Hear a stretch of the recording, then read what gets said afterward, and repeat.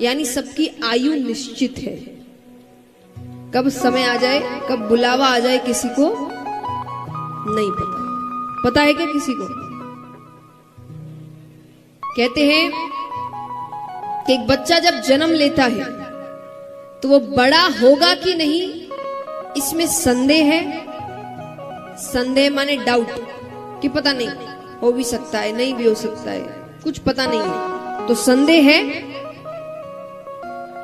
है। चलो बड़ा हो भी गया तो पढ़ाई करेगा कि नहीं करेगा, इसमें संदेह है। कहो जोर से, है। उसकी शादी होगी कि नहीं होगी, इसमें संदेह है। उसके बच्चे होंगे कि नहीं होंगे, इसमें संदेह है। वो मरेगा कि नहीं मरेगा, इसमें संदेह है। इसमें कोई संदेह नहीं। अगर जन्म लिया है तो मरेगा, ये दुनिया का सबसे बड़ा सच है। व्यक्ति यही भूल जाता है, उसको लगता है कि अभी कुछ नहीं।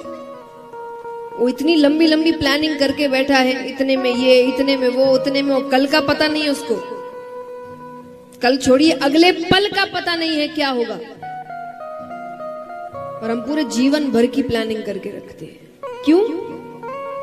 क्योंकि हम भूल जाते हैं कि अंत समय कभी भी आ सकता है। एक व्यक्ति, एक बहुत ही अच्छी कहानी सुनाती हूँ आपको। एक सेठ जी थे, उनका बिल्कुल भगवान में मन ही नहीं लगता था। भगवान में मन नहीं लगता, किसी से रिश्ता अच्छे से नहीं रहता, सबसे झगड़ता रहता, खाली मेरा मेरा मेरा मेरा मेरा, दिन भर यही चलता उसके दिमाग में। तो उसके गांव में एक बार एक महात्मा जी आते हैं, गुरु आते हैं, संत आते हैं, ऋषि आते हैं। तो वो उनके पास जाता है, क्योंकि कई लोग इसकी शिकायत उससे कर चुके हैं कि तुम ऐसे हो, तुमसे। तो वो जाता है, तो उसने गुरु जी को बताया कि ऐसी ऐसी बात है, मेरा किसी से ज्यादा समय तक अच्छा व्यवहार चलता नहीं, सबसे झगड़े होते हैं, परिवार में भी झगड़ा है। अब गुरु जी को लगा इसने ये प्रश्न पता नहीं कितनों से किया होगा, और कुछ दिन तो उनकी बात मानता, और फिर वही अपना, वही घोड़ा, वही मैदान। तो उन्होंने सोचा कि इसको बातों से ज्यादा कुछ करके दिखाना पड़ेगा। कहते ना, कई बार बातों से समझाने से कई ज्यादा होता है करके दिखाना। तो गुरु महाराज कहते हैं कि एक काम करो, अपना हाथ दिखाओ, मुझे भविष्य भी देखना आता है, तो मैं देखता हूं कि तुम्हारे भविष्य में लिखा क्या है कि ये सब चल रहा है। उसने हाथ दिखाया। गुरु जी कहते हैं ये सब इधर उधर की बातें छोड़ो, 10 दिन में मृत्यु है।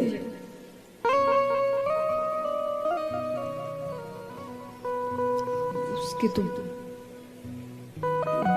शब्द नहीं आ रहे उसको समझ में कि क्या बोल रहे हैं आप। बोले 10 दिन में मृत्यु है, ऊपर जाना है, अब क्या करना है तुम देखो।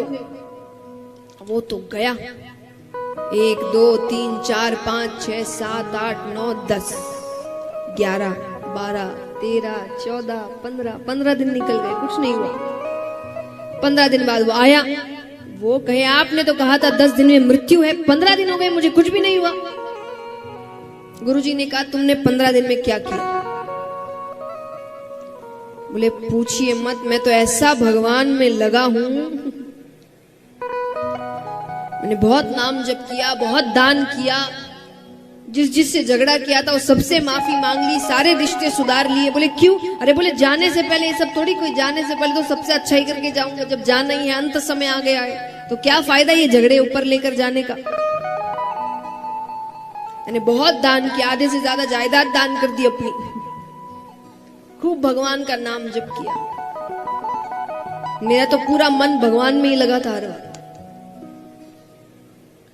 गुरु जी कहते हैं तुमने मुझसे पहले दिन आके यही पूछा था ना कि मेरे एकाग्रता का राज क्या है, अच्छे स्वभाव का राज क्या है, भगवान में मन लगने का राज क्या है। यही राज है।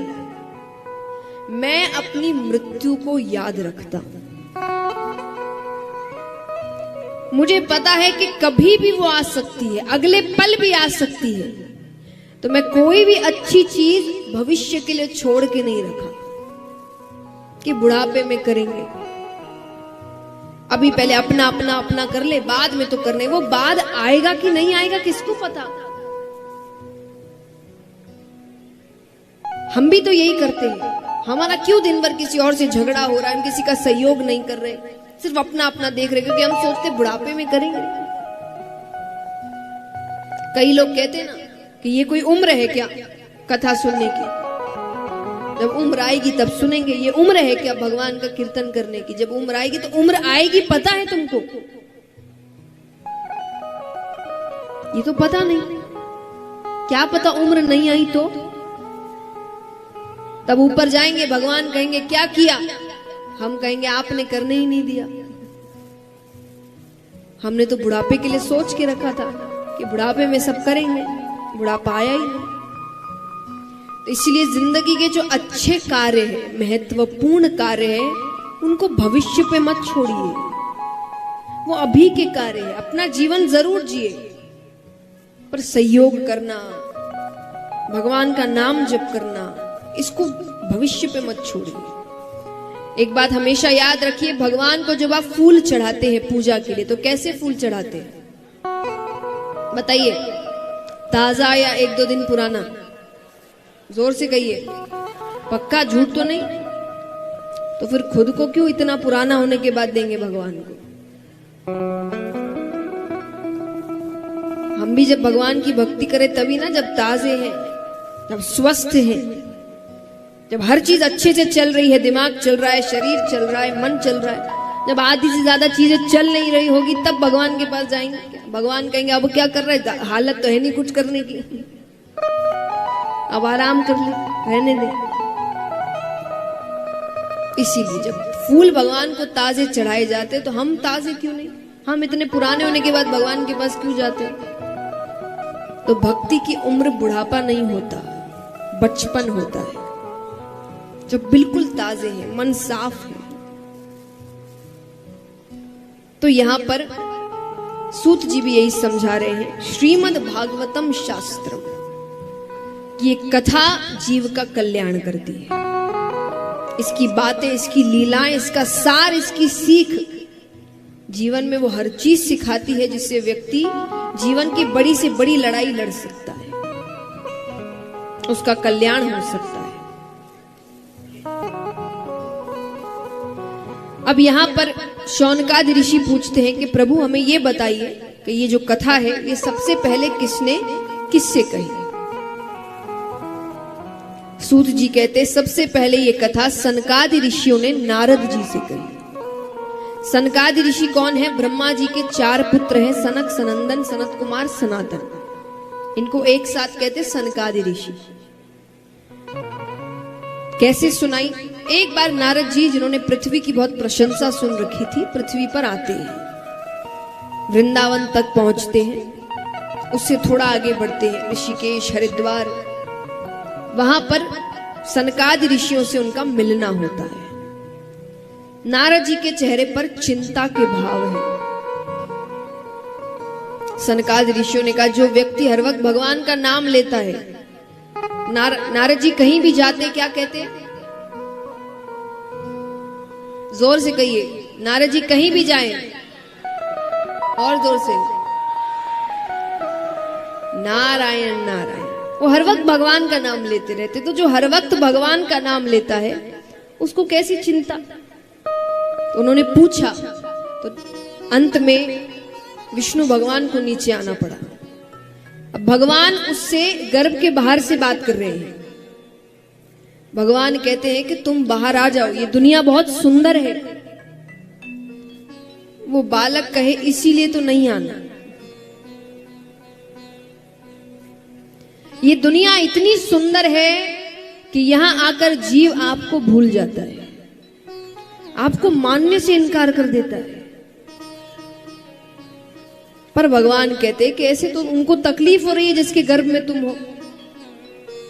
तो शुभ बालक कहे, ठीक है, आप अपनी मोह माया रोक दीजिए, मुझ पर वो मोह माया चढ़ेगी नहीं तो मैं इस संसार में मिलूंगा नहीं। भगवान कहते वो तो नहीं रुक सकती। तो बोले मैं अंदर ही ठीक हूं।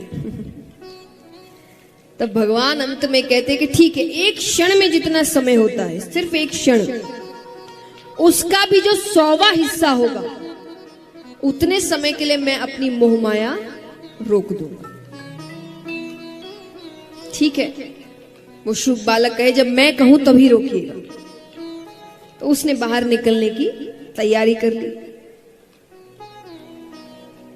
अब वो जैसे ही भगवान को इशारा करता है, भगवान अपनी मोह माया रोकते हैं और गर्भ के अंदर से साक्षात श्री सुखदेव मुनि महाराज प्रकट होते हैं। बोलिए श्री सुखदेव मुनि महाराज की। सुखदेव जी बहुत बड़े वैरागी माने गए और उनकी कृपा हो जाए, उनके जैसे गुरु की शरण मिल जाए तो व्यक्ति 7 दिनों में भगवान से मिल जाता है, जो राजा परीक्षित के साथ हुआ। कल से ये कथा आरंभ होगी। आज हम 2-3 जगह से कथाएं सुनेंगे, थोड़ी महादेव जी की तरफ से, थोड़ी अब नैमिषारण्य वन में चलेंगे, वहां सूत जी की तरफ से। कल से हम सुखदेव जी के मुख से कथा सुनेंगे। तो इनके जैसे गुरु मिल जाए तो भगवान से मिलना आसान हो जाता है। आइए उनके जन्म पर हम सभी प्रार्थना करते हैं, जिन्होंने गुरु बनाए हैं वो अपने गुरु का ध्यान करें, जिन्होंने नहीं बनाए वो भगवान का ध्यान करें कि उनको जब गुरु मिले तो सुखदेव जी जैसे गुरु मिले। गुरुर ब्रह्मा गुरुर विष्णु गुरुर्देवो महेश्वरा गुरुर साक्षात् परम ब्रह्मा तस्मै श्री गुरवे नमः। तस्मै श्री गुरवे नमः। तो इस प्रकार सुखदेव जी के अवतार की कथा आती है। अब चलते हैं नैमिषारण्य वन में, जहां 88,000 ऋषिगण बैठे हैं और उनको कथा सुना रहे हैं सूत जी। और उन 88,000 ऋषिगणों में सबसे बड़े ऋषि हैं शौनक ऋषि, इसलिए सभी को शौनकादि ऋषियों के नाम से संबोधित करेंगे। तो शौनकादि ऋषि सूत जी से पूछते हैं, अज्ञान ध्वंत विद्वंशा कोटि सूर्य समाप्रभा सूताख्या ही कथा सारम मम कर्ण रसायनम।